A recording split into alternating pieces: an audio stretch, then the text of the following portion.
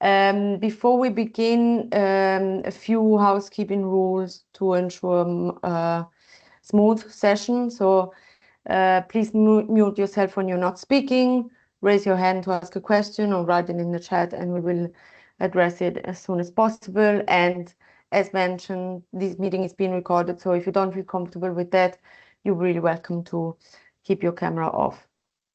So today's session focuses, I don't know how many of you joined our last session, focusing on nature-based solutions and housing inequalities. The focus of today's session will be on the relationship between urban densification, housing inequalities, and the green transition.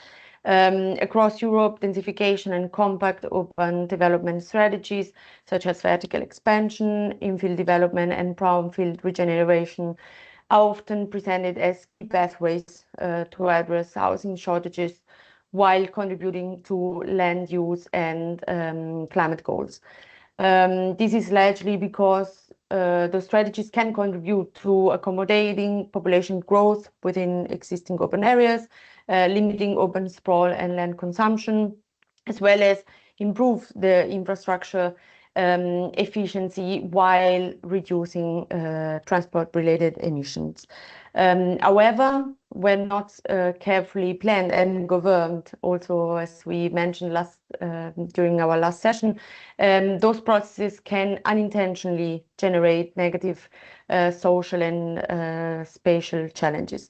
Densification may intensify land speculation, increase housing costs, reshape the neighborhood's demographics, and also contribute to displacement and socio-spatial exclusion. This debate raised important questions about how cities can balance environmental goals with social equality and housing justice. And this is also why the rehousing project was developed, so to explore these issues across different European contexts. The rehousing project is a European research project that explores how economic shifts, urbanization, and policy decisions are shaping access to affordable and quality housing across Europe. Housing inequalities differ widely depending on income, tenant security, governance systems, and they also affect urban, suburban, and rural communities in different ways. So the project is guided by two main questions. How are housing inequalities evolving in the context of this economic change, urbanization, and the EU policies around green transition, but also what policy approaches can ensure affordability, inclusivity, and sustainability across different national and local contexts. So to address these questions, the project analyzed how housing inequalities are produced and reproduced across 9 European countries, conducted 27 in-depth case studies at different levels of urbanization, so metropolitan, suburban, and rural, and engages policymakers, researchers, stakeholders, and local communities through workshop, webinars, policy labs, and events such this to analyze the impact and root causes of these dynamics, but also to understand and co-create possible solutions.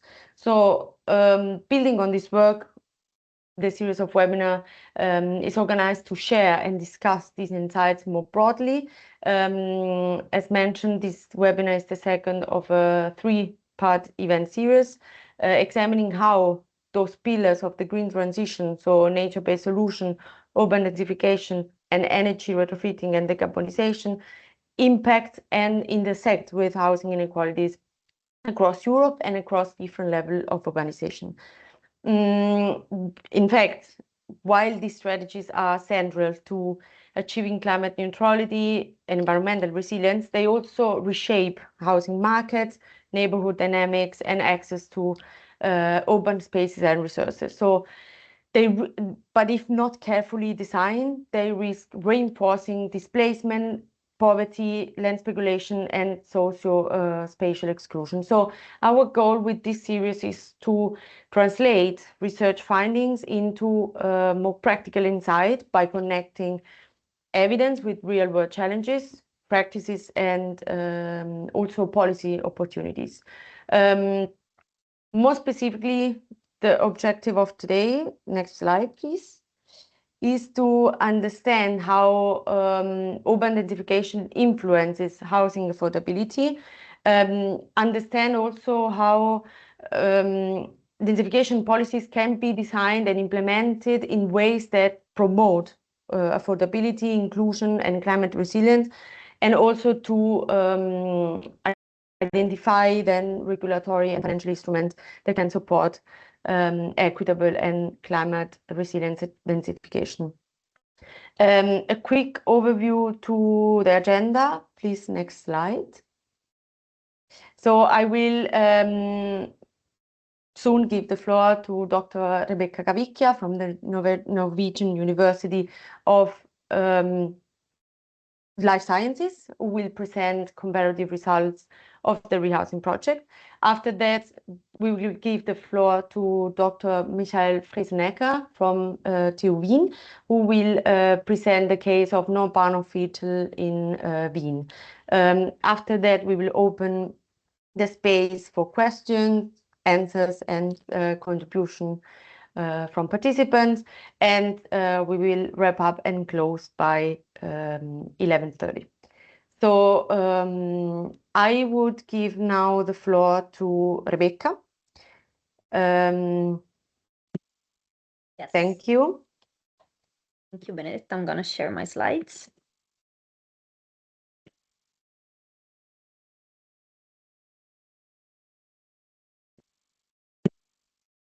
Okay, you should be able to see my slides now. Hello, everybody, and thank you, Benedetta, for the introduction. So, as anticipated, what I'm going to do in this brief presentation is to summarize a little bit the main results from our comparative report, where, among other things, we explored densification policies across the 9 European countries that are part of the rehousing project. But we also started to unpack what are the mechanisms through which densification might deliver different kind of housing outcomes. So before to dig into the specificity of the report, I just wanted to illustrate this figure because it might help a little bit understanding what was our analytical lens and also how we saw and interpreted the relationship between densification and housing outcomes. A relationship that we don't see as linear, but as rather multifaceted and affected by a multiplicity of context-specific conditions. Multi-level governance, both vertical and horizontal, national and local housing systems, the role of the market for housing, for land, but also political will and actor constellations. And I will very briefly touch upon all these concepts while I present the results of the report. So here you can see the cover of our comparative report. So if you go to rehousing.eu, you can also have in-depth reading if you're interested in knowing more about it. And I would say that when looking at densification, one of the first things that emerged is that even though, as Benedetta mentioned, is quite a mainstream policy approach and quite widely considered as one of the most sustainable way of developing cities, when we look then at policy approaches, but also at representations of densification in the different countries, this looks quite fragmented. For example, we have an explicit reference to densification or compact city model in Norway, Switzerland, and Spain. But in the other countries, we found more other terms that emerge in policies. Urban renewal, for example, in UK, soil artificialization in France, brownfield redevelopment in Austria, Hungary, Poland, and urban regeneration in Italy. This is also the result of the fact that densification actually, when implemented in the ground, results in a variety of planning approaches that go from the compact city model to transit-oriented development to 15-minute city, sorry. And we found a variety of these approaches in the different contexts, sorry. So when we look at the policy cycle of densification, sorry, we can identify different groups of countries that implemented densification in different historical phases. So our early starters are UK, Spain, and Switzerland, where densification policies already emerged during the 60s with the main rationale of saving natural land and implement anti-sprawl approaches. This rationale actually were very strong also in Norway when densification emerged a little bit later after the Brundtland report. But when after that, basically densification became hegemonic in the national and local planning approaches. And then we have France and Austria, where densification strategies and policies have been more connected to need to reduce soil sealing, brownfield conversion, and where these policies have emerged more during the 2000s.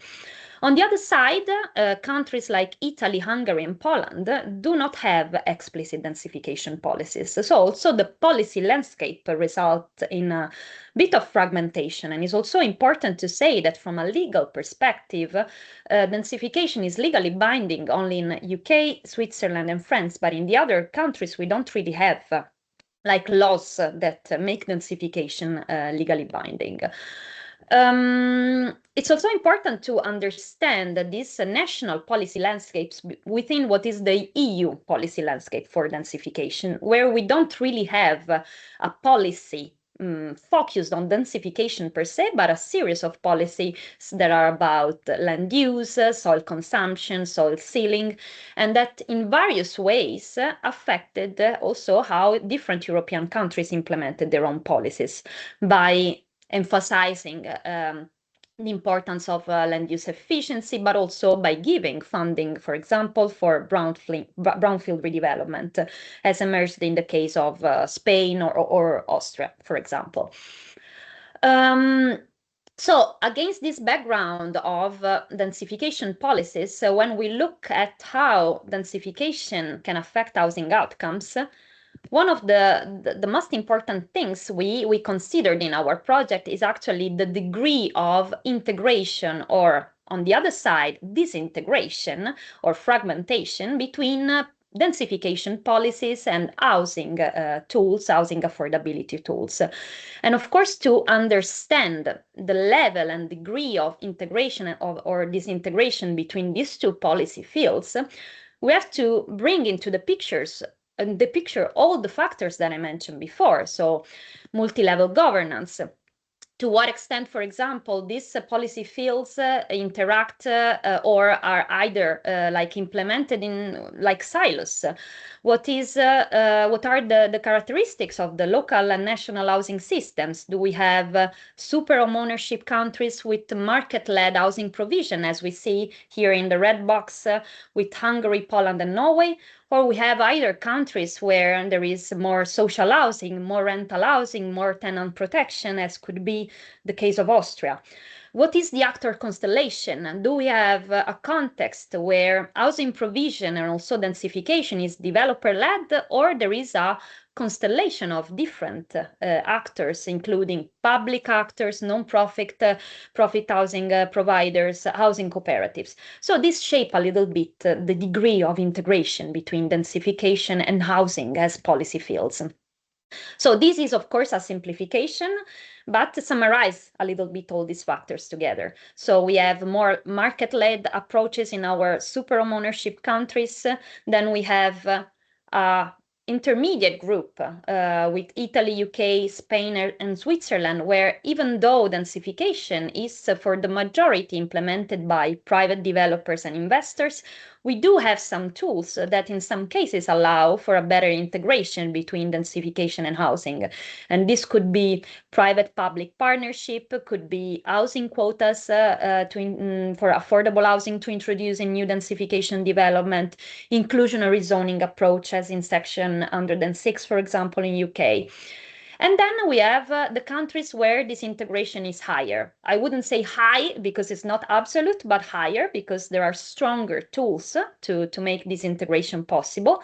And we have, for example, social housing quotas in France, where certain municipalities have to introduce between 20 and 25% of affordable housing in new development, or the subsidized housing zoning in Vienna, for example, where in new rezoned areas, about 2/3 of new built floor has to be on kept price land. So, as I mentioned, even in the countries where the integration is higher, still there are shortcomings. Also, in the case of Vienna, that Michael will talk about, and that we always make or put forward as the best example, we have densification is not explicitly associated with equity outcomes. So there's still a lot of work to do also in the most advanced context to better integrate the two policy fields. Having talked a little bit about the policies, the integration between them, I will now touch a bit upon what have been the outcomes. And I would like to start in terms of outcomes compared to the goals that the densification policy set at the very beginning. So goals in terms of land use efficiency, in terms of anti-sprawl dynamic, because what we ask in our project is not only what are the housing outcomes, but also if these policies are actually able to deliver their environmental goals or the environmental aims. So the question to whether densification has been effective across Europe is, it depends. It depends on the context, it depends on the governance, it depends on the political will. We have a series of positive outcomes mentioned in different countries that go from reduction of urban sprawl to preservation of natural land to creation of urban amenities, brownfield conversion that is mentioned in almost all countries, but also reduced car dependency, as is in the case for Norway and Spain. On the other side, however, we have a lot of challenges to make these outcomes happening. And these challenges are also strongly influenced by what is the local governance. For example, what we observe in centralized systems as France or Norway, where we have strong frameworks for densification at the national level, but then the implementation is strongly localized, is that there could be a strong mismatch between what is expected at the national level and what actually happens at the local level, where we could see territorial disparities depending on local political will, local resources, local oppositions and conflicts against densification development, for example. Or in the case of federal systems, as in Austria, we can also have a conflict between how federal states, for example, receive the national policy initiatives. And this can also hinder, for example, the effectiveness of densification in reducing land consumption. What we found in general cross-country is that there is often the case of mismatches between the policy and the implementation, that densification don't always happen, for example, in already built up areas or on brownfield, but that greenfield are still very much used for new developments, and also that in many cases unclear densification agendas lead to very fragmented outcomes. When we look on the other side on what are the implications for housing outcomes, Benedetta already mentioned this, but I would say that a big elephant in the room is that densification is often used as a narrative to actually build more and through building more, kind of solving the housing problem by increasing supply. This is, of course, an argument that is brought forward in almost all the contexts, mainly by private investors and by private developers, but both our research and plenty of existing research show that this is not the case. It's not enough to build more. But what we need is actually strong housing policies that accompany densification in order to match the two better. So what has been actually what we observed in the different countries is that densification often happens through strongly financialized processes in context where there is strong financialization of land and housing, which can lead to strongly exclusionary outcomes according to different dimensions of housing inequalities. So it emerged, for example, in basically all the countries that new densification development tend to provide housing at the high end of the market unless affordable housing quotas, for example, are included. And this can lead to, of course, exclusion and difficulties in accessing specific neighborhood. It can have effect on housing and neighborhood quality, for example, through lack of architectural quality, loss of urban green. This is a very common trade-off of urban densification. We build more, but we also lose urban nature. But also reduced dwelling size. This was a very interesting case, for example, for Norway, where they are building a lot of studio apartments, with also the argument that building in smaller size is gonna make the apartments more affordable. Not ending up not be very true, because when we look at the price per square meter, this is still very high. And also effects concerning housing security. We documented the risk of direct displacement in contexts like Switzerland, for example, where densification often happens through demolition, but also risks of indirect displacement or displacement pressures, where, for example, new densification development with new housing, new a transport connection risk to spill over in the surrounding areas, increasing property values and making accessibility more difficult. So I would just like maybe to conclude giving some insights on some aspects that we reflected upon as being crucial to go in a pathway where densification and housing could be better integrated. So for sure, better policy coordination and regulatory coherence. So the importance of better aligning spatial planning, housing policies, and environmental goals. The importance of multi-level governance alignment, both to reduce implementation gap and so increase implementation capacity, but also to avoid working in silos and really see like densification and housing as strongly coordinated on several points. And then also making actor constellation more varied. So the importance of including public sector, but also non-profit housing providers, housing cooperative, in order to make the provision of housing more affordable, but also giving more long-term social safeguards. And this to say that what we really question in this project is not densification or nature-based solution or housing retrofitting as such, but the way they are governed and the way they are governed together with housing. And I conclude here. Thank you very much.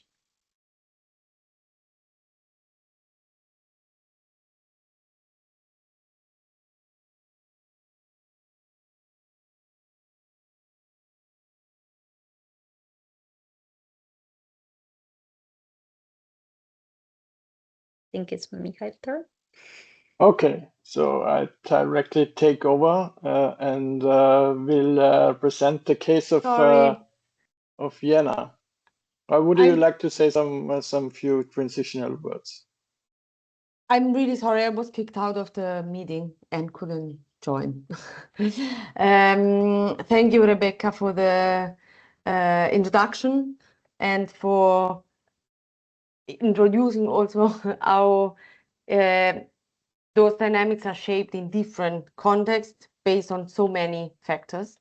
So we will see now from the case of Vienna how this is shaped and how it can be better framed and governed, so that also to control those processes in a different and more positive way. So Michel, thank you. Thanks, Benedetta, and also thanks to Rebecca for this interesting introduction. So you should see my slides now, right? Good. So yes, I will talk about the case of Nordbahnviertel in Vienna, which has been one of the case studies in the rehousing center, in the rehousing project. So I'm Michael Friesenecker. I'm working at the Future Lab Research Center for New Social Housing at the Technical University in Vienna. And I asked this basic question that just follows from the overall project design. So it's also about greening, so the neighborhood quality, green, dense, but also accessible for low-income residents.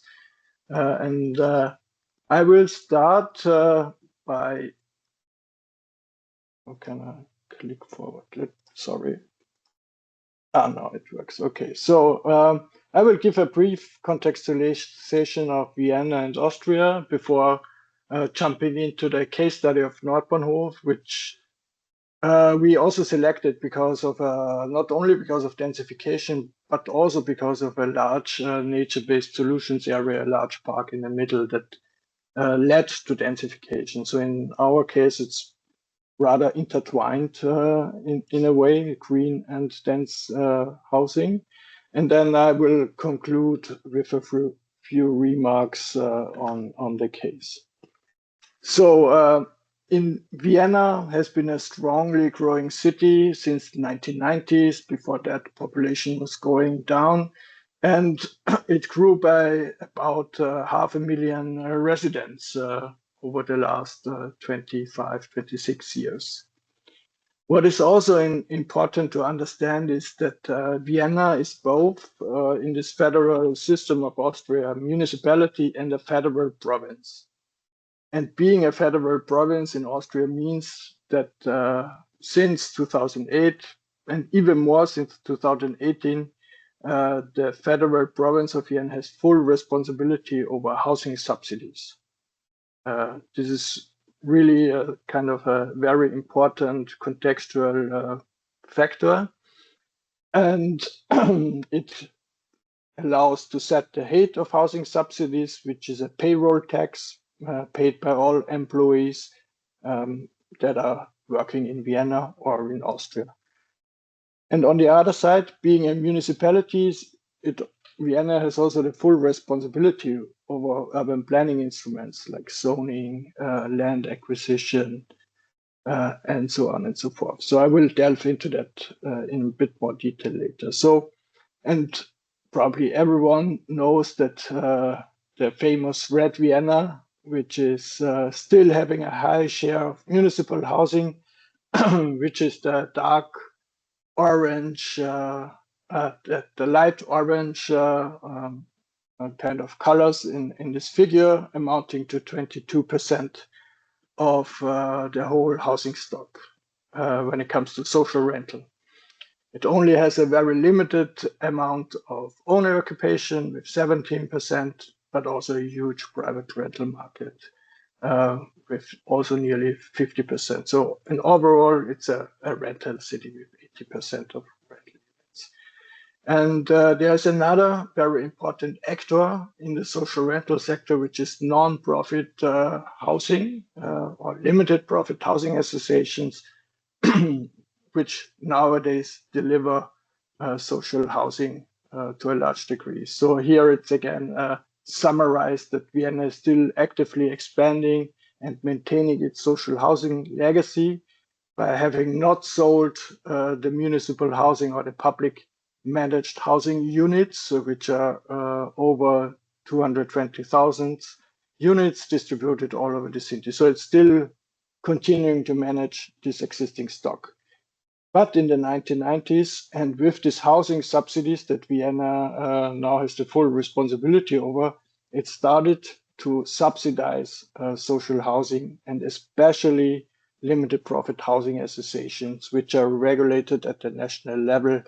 They are operate on a cost-based rent. They are not allowed to make profit. They need to reinvest their surpluses into existing housing stocks. So it's a very non-commodified housing segment or housing actor developer. And it subsidized social housing together with zoning and land banking, and also with developer competitions that steer quality and environmental standards in its development. So just a brief overview about that. And when it comes to climate mitigation and adaptation challenges, the city of Vienna is kind of forced to enhance nature-based solutions because urban heat is becoming a major issue, and also biodiversity loss is an issue which Vienna faces to a great deal. So one strategy is to focus also to solve this or incorporate this in new developments. Together with densification, which is a challenge because of this large population growth between soil sealing, greenfield developments, the provision of NBS. So one of the strategies of the city was to a large degree to develop most of the brownfield developments, which were mainly railway yards in the inner cities. And the Nordbahnhof case is one example of that. And usually also the standards in new developments, building standards are rather high and high energetic standards. So the quality of that is also usually rather high based on regulatory mechanisms.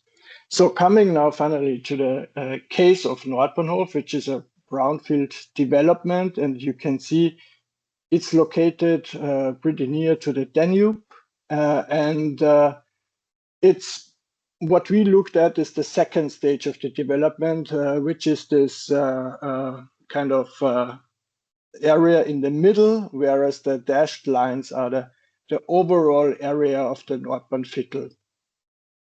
And on the left, the dashed line on the left is a second development project of a railway yard that is now started to being redeveloped. So it's a very popular area located near the Danube Island. There's also on the left side the Prater. So the location is very central, and it has been a former railway yard that is not used anymore. So, and the starting point of this second development phase dates back to the 1990s, where an original urban design concept foresaw also a kind of a block perimeter concept.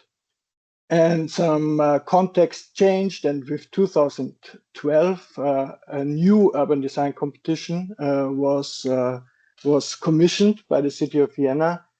And the team that won that urban design competition, they suggested to keep a free centra in the middle as a big park with by keeping also all the biodiversity that has developed over the years when the area was not used.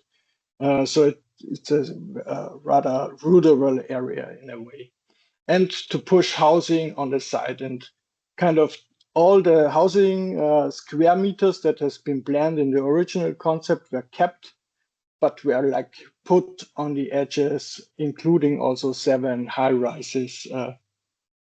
So that was the kind of where the densification kind of metaphor comes in as a guiding policy.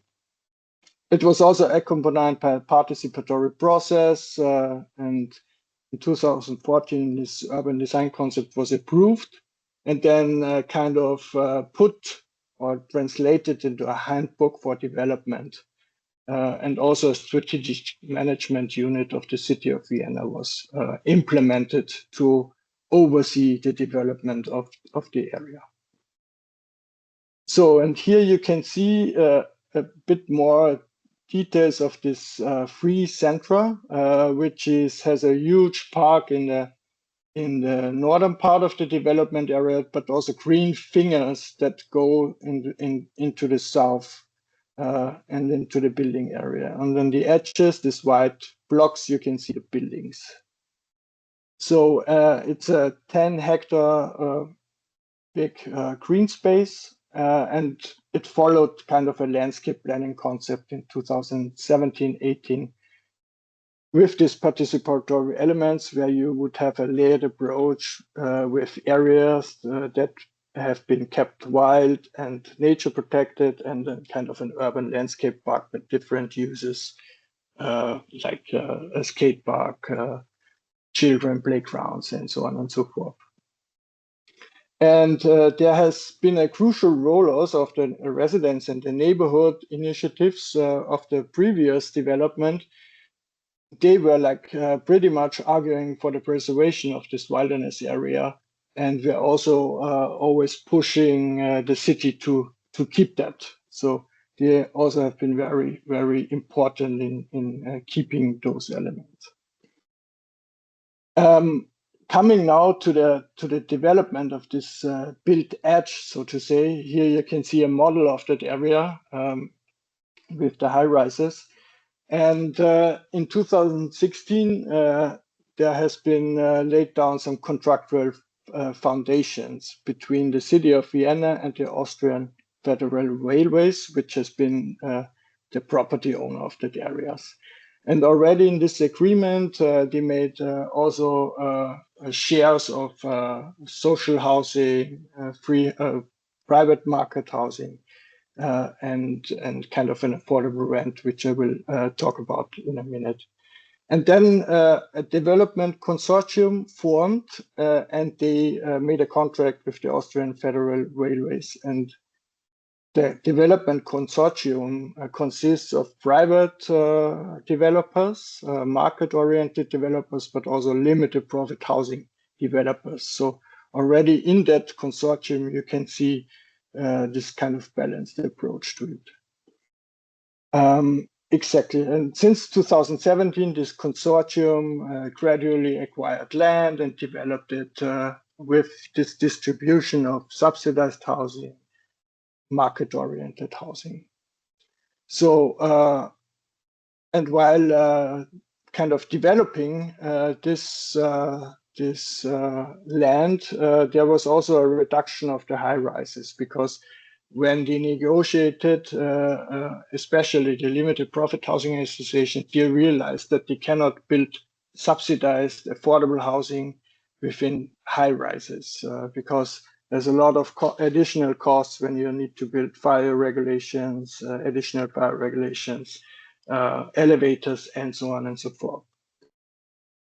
What is, I think, also very important is that there has been for each plot architectural competitions, and which was accompanied by a quality assurance advisory board consistent of stakeholders from the city, housing developers, but also the civic initiatives.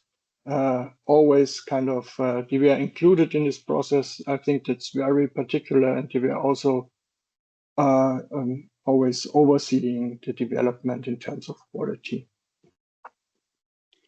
So this is kind of the agreement of the contract. So it was aimed as a mixed tenure for the whole Nordbahnhof, where 1/3 should be free financed, market-oriented, ownership, and private rental, and 1/3 was kind of an in-between setting between the classic subsidized rent and affordable rent. It was called an affordable rent, which was kind of a negotiated agreement with the city of Vienna, a rent cap of 10 euros per square meter in 2017, and then indexed in the kind of raising over the years. And this was a bit higher in the high rises because of this additional cost. So there was a surcharge of 2 euro on top of that. Also, what the city negotiated was that these contracts would be rental contracts and unlimited. So if because this affordable rent only runs for 20 years, and once you will renew a contract, you would get out of this affordable rent unit, but would not affect existing rental contracts. So this is kind of the setup how the quota was organized in a particular case. So and here we estimated kind of the 10-year outcomes based on some data we found online. And it seems that the outcome was a bit skewed. And we also know that from interviews that there were some shifts from subsidized rent to affordable rent, which is apparently a bit higher than it is displayed here. And that also the owner occupation and especially the private rental market were way higher than originally planned in the agreement. So there has been some trade-offs which we can discuss or deal with it later in the discussion. So to sum up about the accessibility for lower income groups. So through this combination of the location of this very central area and the tenure that has been provided, this accessibility of that area is kind of also skewed towards rather middle and high income residents. But also through this kind of developer consortium that formed with limited profit housing associations on board, there is an awareness, but also a commitment to provide housing to low income residents, which is mainly fulfilled through this classic subsidized housing, where you would also have spatial units allocated to low income residents, which are in Vienna called smart apartments, which is a bit of a kind of weird term, but I can explain later.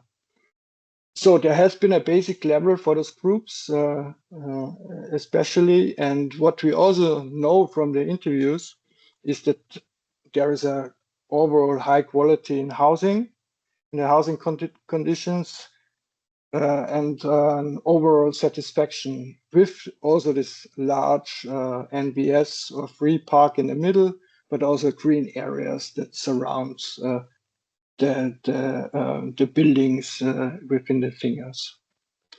So I will stop for now and say thank you. And I'm sure there's still there are probably a lot of questions on details that can be clarified in the discussion. Thanks. Thanks a lot, Michel. There are indeed questions in the chat, so we will go through them now. I don't know if Jakob Petersen, if you would like to ask your question. There's a question for Rebecca. I would directly open the floor for question and answer, so maybe we can exchange on what you heard from Rebecca and from Michael. I don't know if... Okay, Jakob, I can say yes. It's interesting with the densification, of course, it's interesting how well they are incorporating sort of more the priorities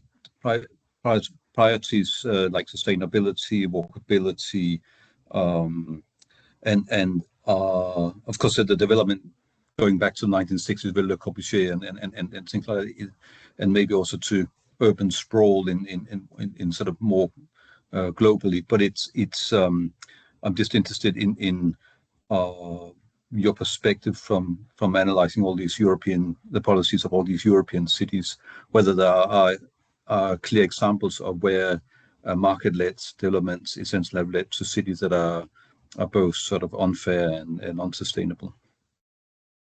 Yes, thanks, Jakob, for your question. I think this is a topic of debate of for critical urban scholars since many years. So we can find plenty of examples, I think, among the countries we studied for rehousing, but in general, the literature is full of this example, and I can also share things with you if you are interested.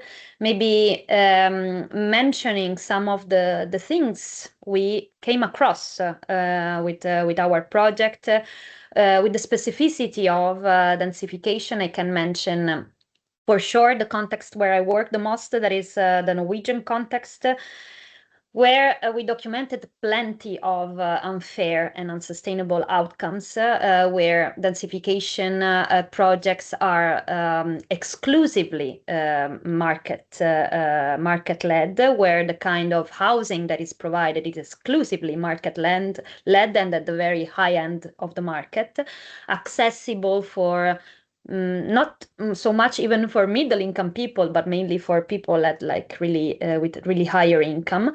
And that has led not only to issues of like exclusion or lack of accessibility, but that also generated effects in what surrounds these areas. We documented effects on like increasing property values that led, for example, to housing speculation. People knowing that their housing is gonna, increase in value, start to flip their properties.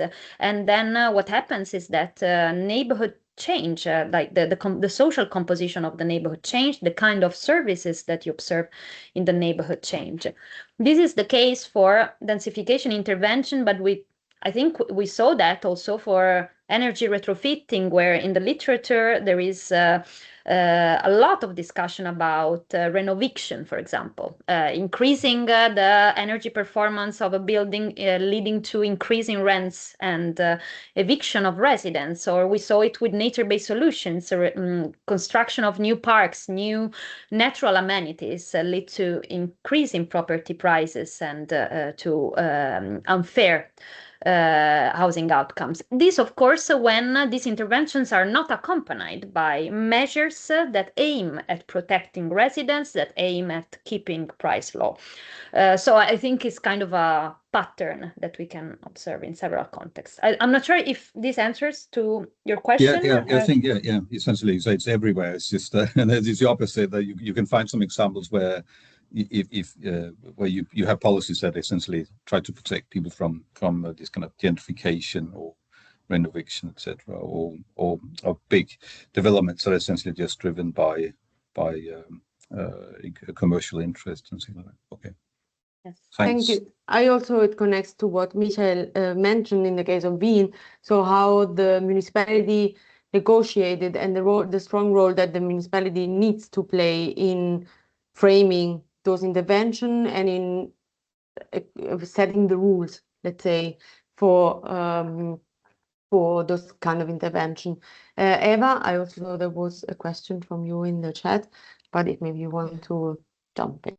Yeah, but not only the question which I will raise, but also a kind of note on what we are discussing about the housing inequality outcomes of densification, because probably what we can also emphasize that when we compared the three main housing green pillars, so energy retrofitting, nature-based solutions, and densification, what we found is densification had the most impact probably on housing inequalities on an urban scale, because it's more about social spatial polarization, because densification is usually about new construction at the end of the day.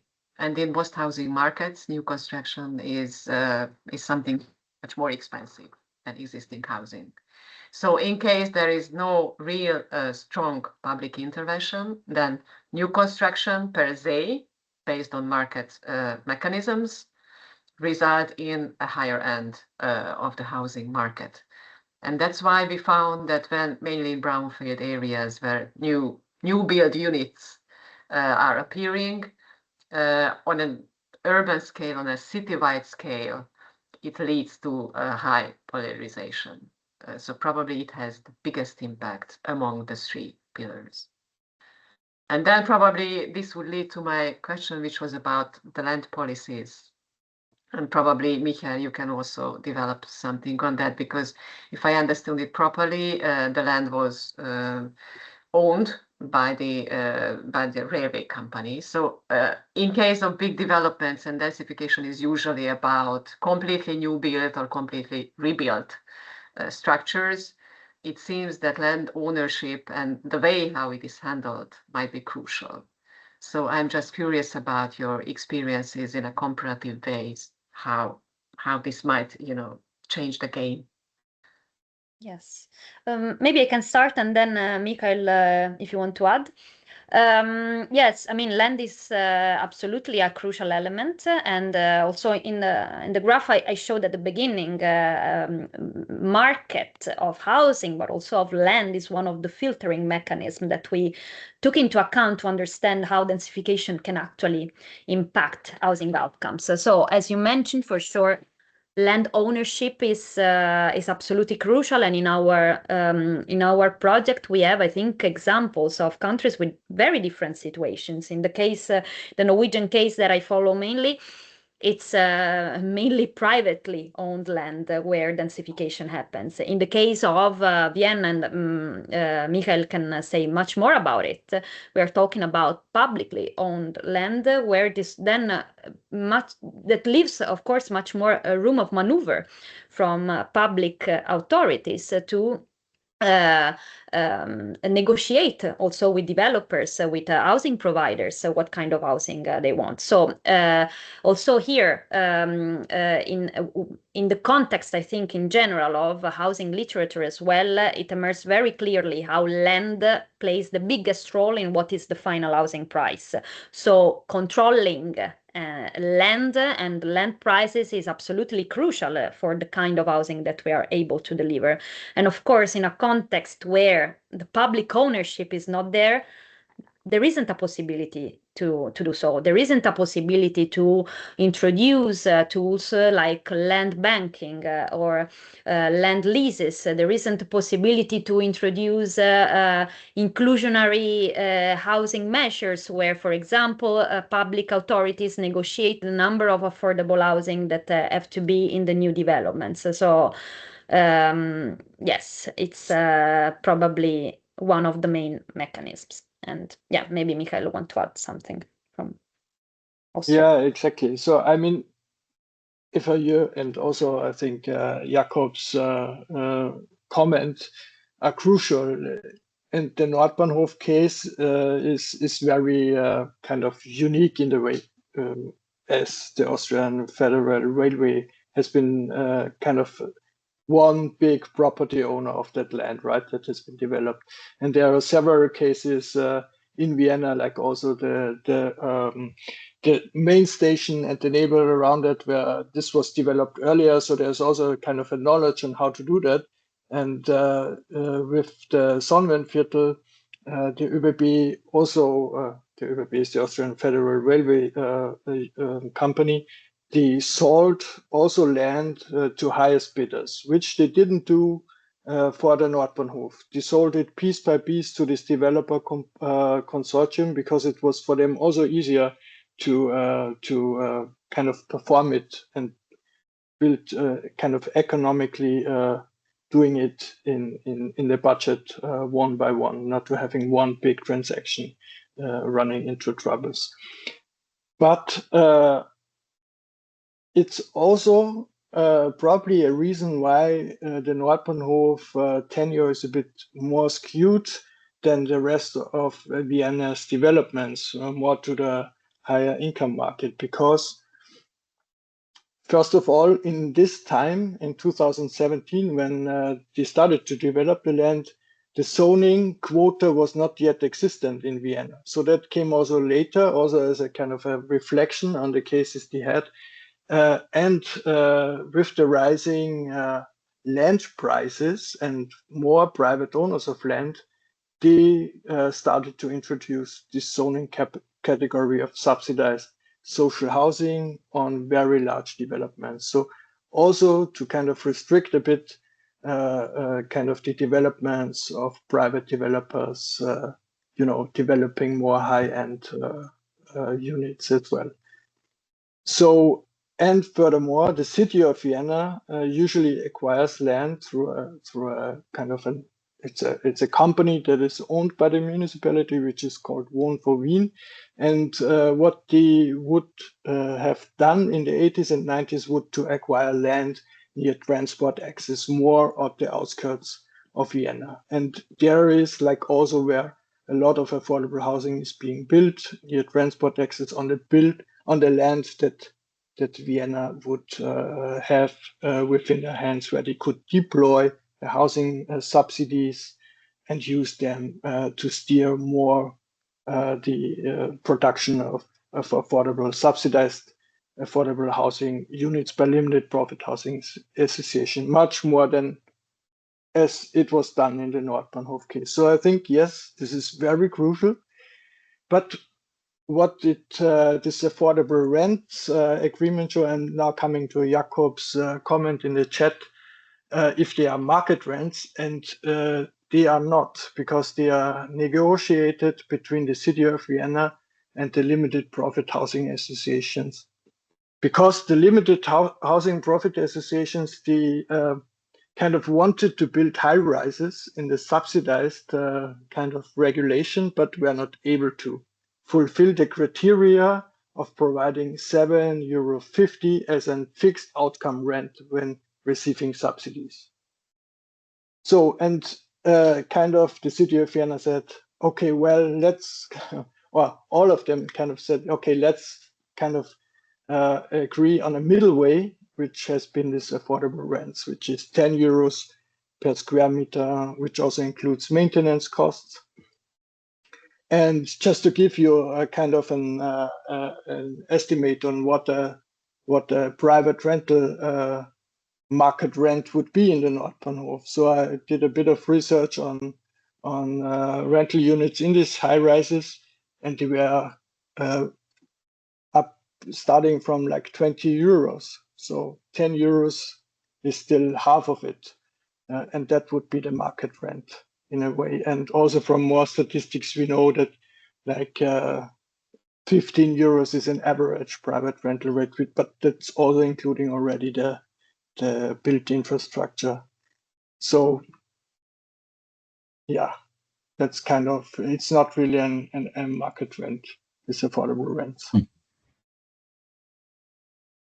Thank you, Eva, and I don't know if Jakob, you have other questions? No, go on.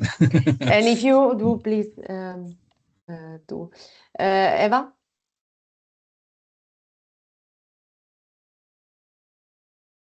We can't hear you, you are muted. So I would have one question to Michael, and then probably to any French colleagues who are among the participants. The question to Michael would be that if I understand you properly, then there was a contract about practically the social distribution of the outcome. So 1/3 is market-based, 1/3 is affordable, and 1/3 is subsidized. So as a classical social rental sphere. And if I understand it properly about the numbers that you investigated afterwards, so the share of the real outcome, it seems that the market-based became more, nearly 50% instead of the 30, and the affordable decreased from 30 to around 10 or something. So do you think that is this still a kind of unfinished project, so the shares might change, or practically this is the final outcome, and then the question is how the power relations have changed between the stakeholders in order that the outcome differs from the contract? This would be the question to you, and to the French colleagues.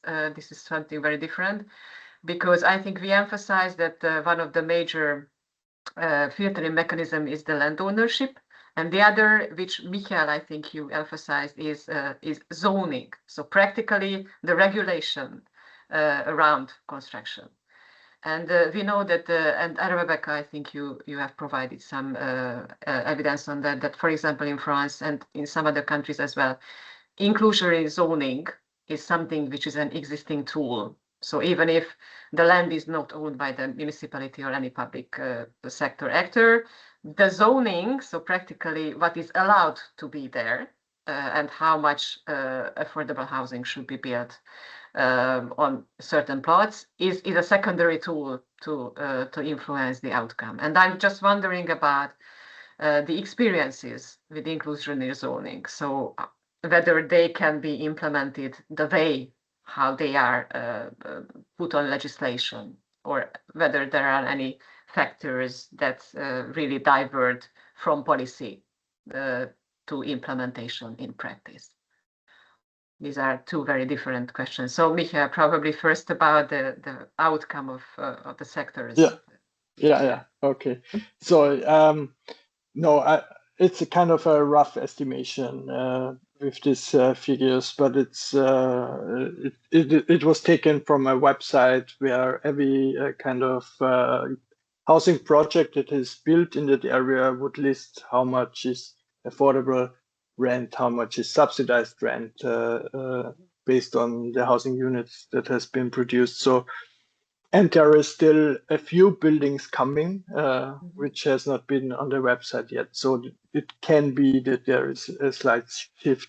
But we also did some interviews and we were talking with housing developers, but also with the city of Vienna on that.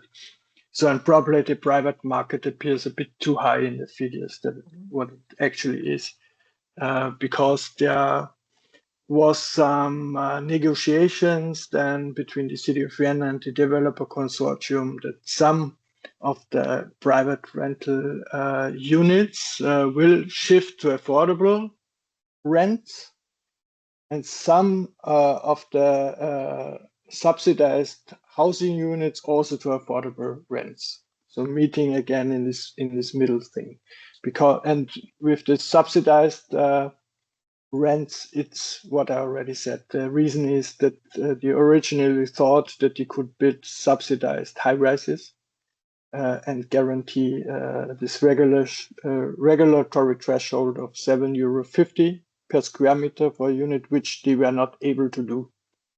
So they shifted a bit. The affordable rents were then only in the high rises, and the subsidized rents only in the low rises.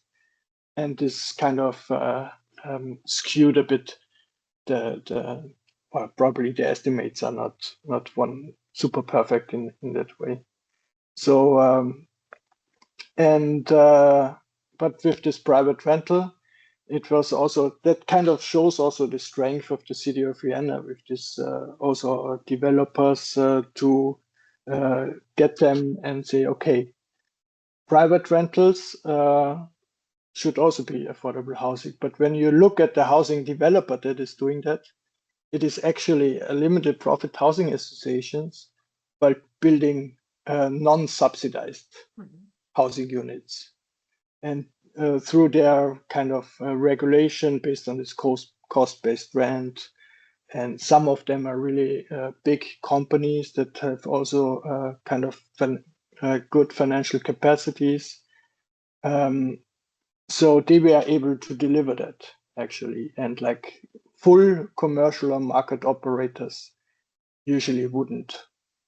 So I think this also kind of calls our attention to who is building back again, together with land and all that kind of interrelation that are existent. I hope this is a satisfying answer to your question. Thank you. Rebecca?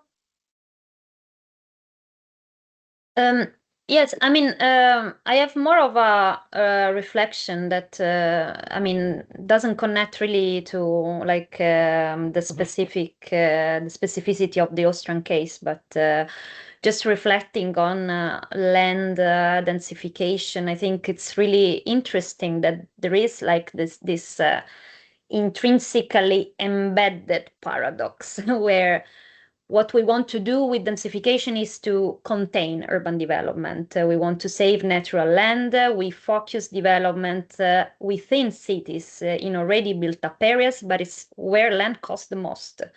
And where like it's incredibly profitable as well, no, for and attractive for developers to invest. So it's really like an intrinsic contradiction. We want to build in areas where it's so expensive.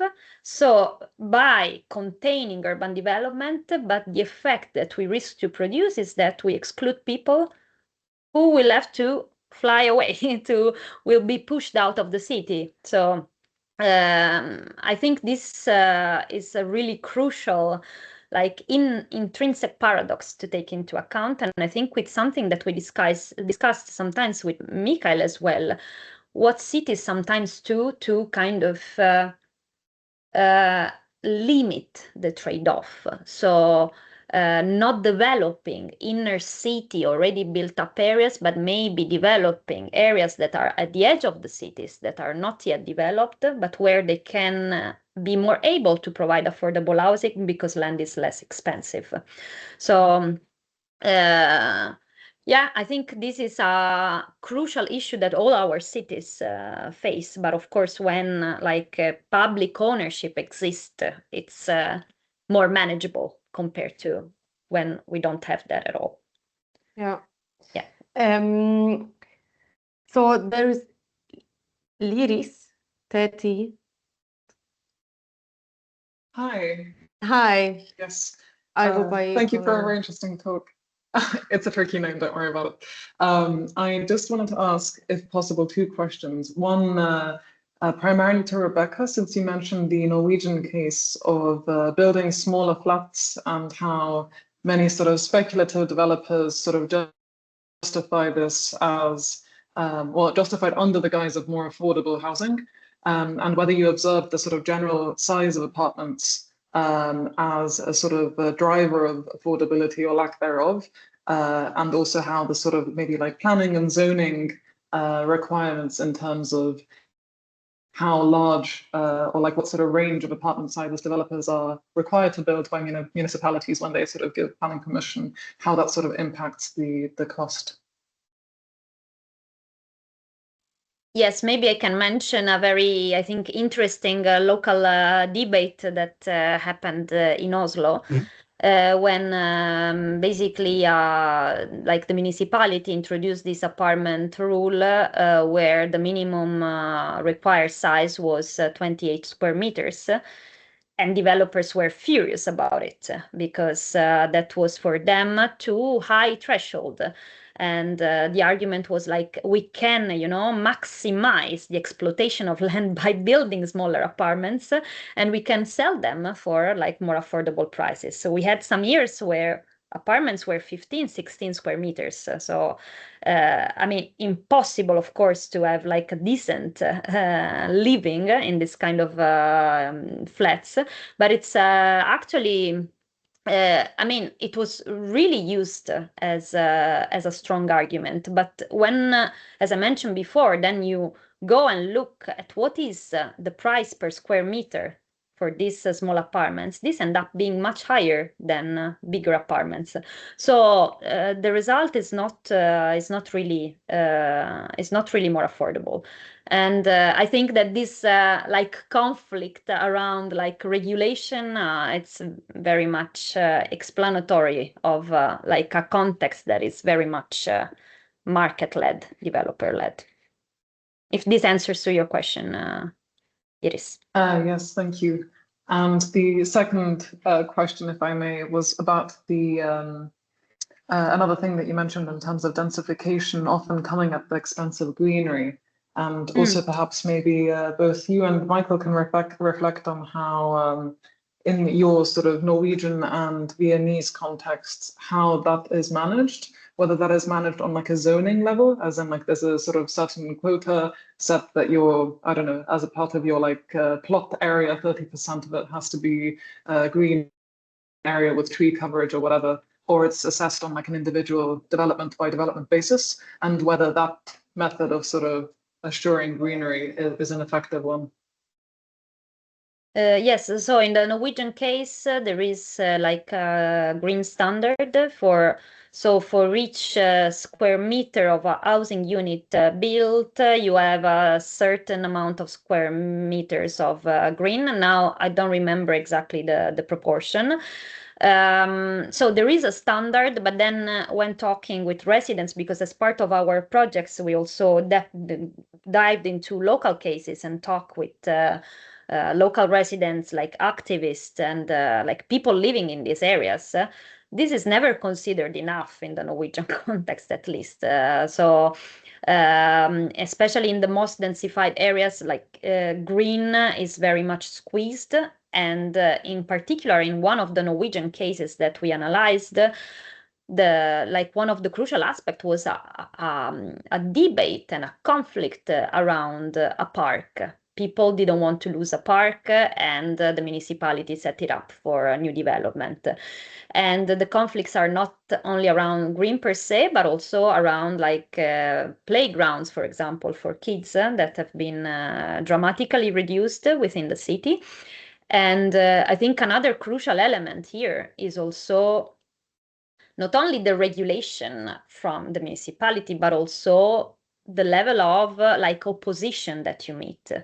In some areas, there are very resourceful residents that are able to oppose densification intervention, especially in maybe small house areas where they have a lot of private green. And so what we observe, for example, in the Oslo case is that the implementation of densification is very uneven. It's much more implemented in areas that are maybe already a bit more urbanized, where there is more immigrants living, while the super rich areas where they are really able to, protest against, then it's much more limited. And yes, I think I'll stop here. Okay, if I may add, so there in Vienna, for instance, there's no green factor, so to say, where the building lot needs to be, I don't know, 30% needs to be unpaved or unsealed or being greened. So, but the city of Vienna has since the 90s a kind of a urban development guideline where in the master plan phase, already urban parks and green areas would be redefined and zoned accordingly and publicly kind of managed. So in every major development area, there would be a kind of a neighborhood park of 10 hectares or something. And then we also kind of added kind of in the 2000 sense, minimum standards for green areas that per population, like 3.5 square meters per population would need it to be available for them, which the city knows that this is in the compact, dense inner city is not possible, but in the new development areas, they try to fulfill it. And they try to fulfill it also through more like quality assurance board and like overseeing the quality at the master planning or urban development units of the city.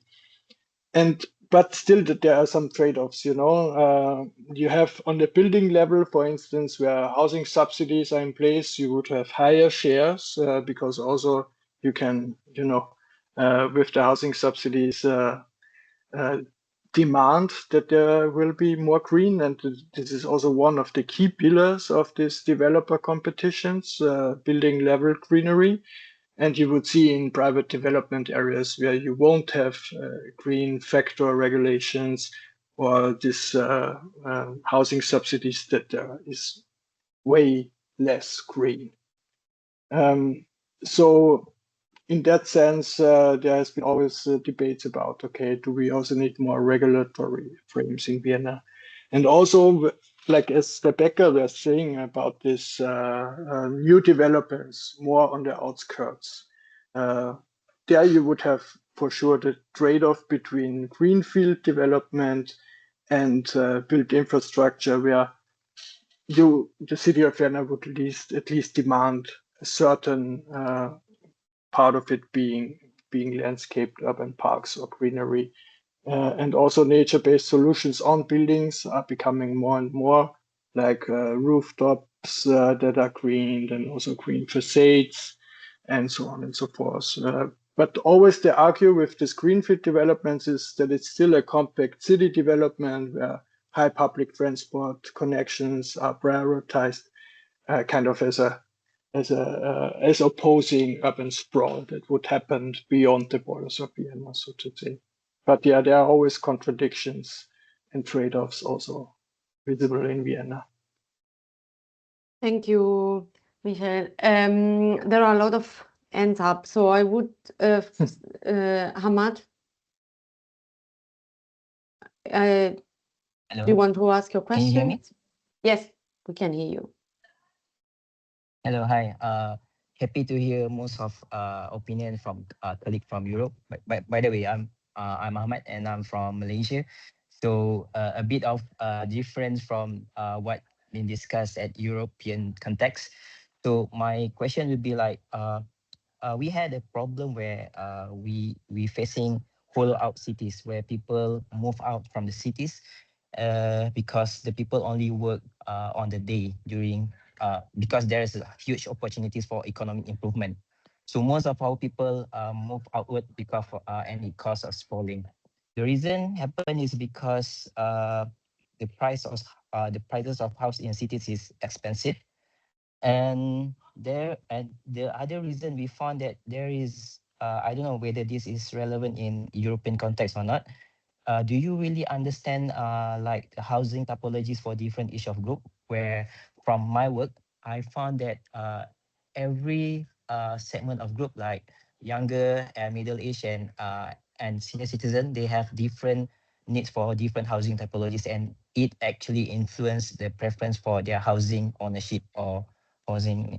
So my question maybe the first question is, do you have any experience on tackling the housing typologies for different age group in European context? And the second one is we also have concern into densification, where we believe that every densification should have a limit. So from engineering perspective, we feel that there is a limit to densification if we consider any risk that may occur in the future. So that is two questions that I want to ask from colleague from European. Do you have any answer on that? I might answer your first question, but maybe not so much from a European perspective, but from a Viennese, which I know the most. And for instance, in the subsidized social housing units, you would have since the 90s the diversification of floor plans from very small apartments to very big apartments, and would also work with accessibility criteria, housing needs, to also kind of create a more mixed kind of household composition or house composition amongst different ages in these development areas. So, but if any one of our colleagues in the room wants to add on that, please do so. I think in the Norwegian context, it's more like standards, for example, for accessibility in case of like elderly population, but housing types according to like population groups, it's not really the case, or if it's the case, it's very scattered across the territory. And I mean, it's also a context where we don't have targeted subsidies for specific groups, except for the public housing that is very residual. So maybe Norway is not the best country to mention for this. But I think I missed the second question that you asked about densification.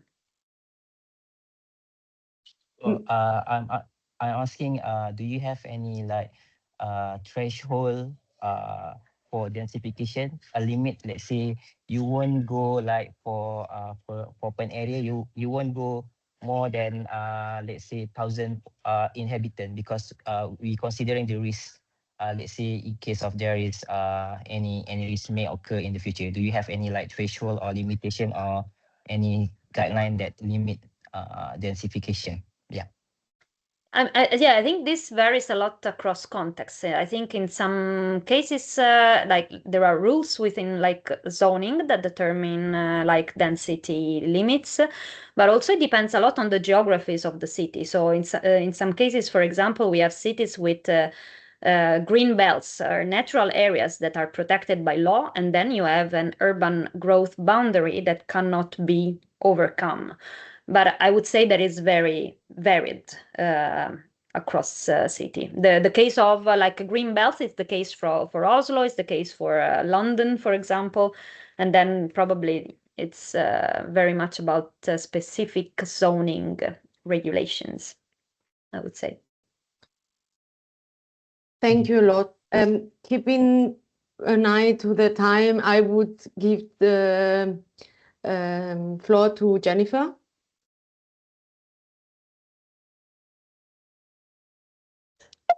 Can you hear me? Yes, we can. Yeah. Great. Well, first of all, I just want to add something to the question of Ahmed about housing typologies for different groups. In Switzerland, housing cooperatives are very much concerned about providing different typologies for different groups. So they have a very specific policy, for instance, to create a social mix within a housing estate, for instance, a certain amount of apartments that are larger and that are specifically oriented towards families. They have maybe quotas for students, also quotas for single parents, quotas for elderly people. And there are also some non-profit organizations. It can be housing cooperatives or foundations that specialize on specific groups. For instance, there is one foundation that provides specific, that belongs actually to the city of Zurich, that specifically provides housing for large-sized families, so families with multiple children. So there is very much an attention to this, and it's also a way of countering a bit the market, which tends to orient themselves more to maybe higher income, small double income, no kids families, and build relatively large sized 2-bedroom apartments, which is maybe from an economic market point of view the most interesting typology here in Switzerland. But actually, yes, what I wanted to comment here is, and what we didn't discuss so far, is one of the factors that really compounds very much unequal outcomes in the housing and also potentially can mitigate the negative outcomes is the tenancy law. And in Switzerland, of course, Rebecca mentioned already, in Switzerland, we are in a situation, or at least in Zurich, where we don't have any brownfields and any greenfields left. And demolition of affordable housing is the way we are doing densification at this moment. And now, and so it came to a situation where actually densification legitimizes the demolition of affordable housing and replacing it with high-income housing.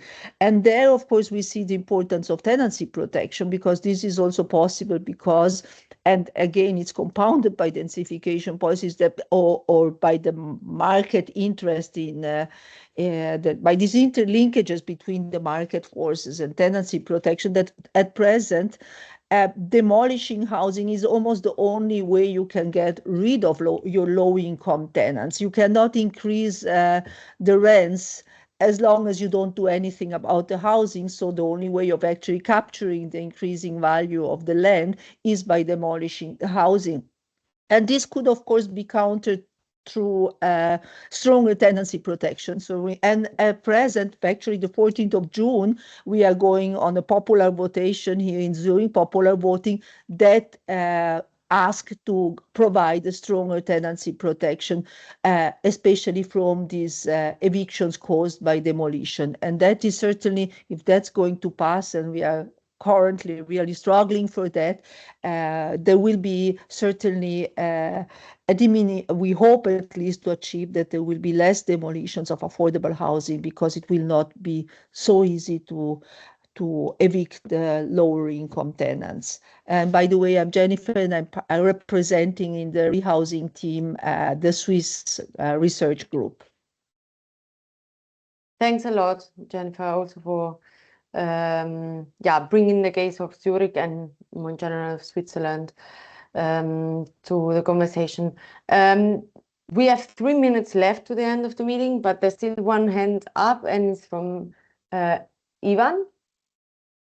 Yes, a very, very quick question. Thanks for the interesting presentations. I think it is almost clear that if you are densify in the inner city where land prices are high, you require not to build small units. You require green areas. Then the outcome will not be affordable. This is very clear. You can make it affordable if you have strong control over the land market, like it is in Vienna, or you have a strong zoning control. So what can you save on money? Can you decrease the parking normative? Can you do some concessions to the developers? Because otherwise you require from the developers an impossible task to build cheap housing with high normatives, high requirements. They will not do it. So where can you save money? Or where can you ease the regulations? Big question. I think in some contexts they use density bonuses as well, like where, for example, there is a negotiation between developers and the public authority where developers are allowed to build more, but in exchange they have to provide some affordable housing, for example. I am not so sure about what's the outcome of this instrument, but I think maybe it's also present in Switzerland, Jennifer, as a tool. Yes, it is. It's gradually being introduced already quite effectively, for instance, in Geneva and in Zurich. There is a currently ongoing a revision of the Spatial Planning Act in Zurich, and that is exactly what it aims at. Now it's already possible, but more on a case-to-case basis, whereas with this change in the land use policy, it will become mandatory. So it will not be any longer just an individual case-by-case negotiation, which is currently the case and has been so far implemented rather rarely.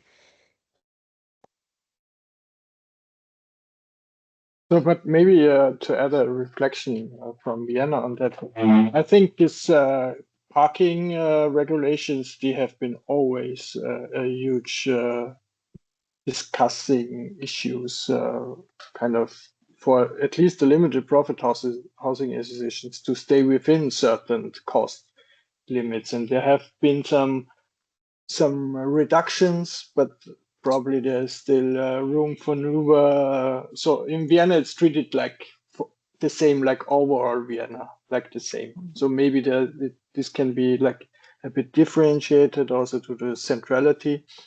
And when it comes to this building regulations, I think one kind of learning from the Nordbahnhof case was maybe not to build high rises, because they would have such an exponential jump in costs when you go across a certain building height.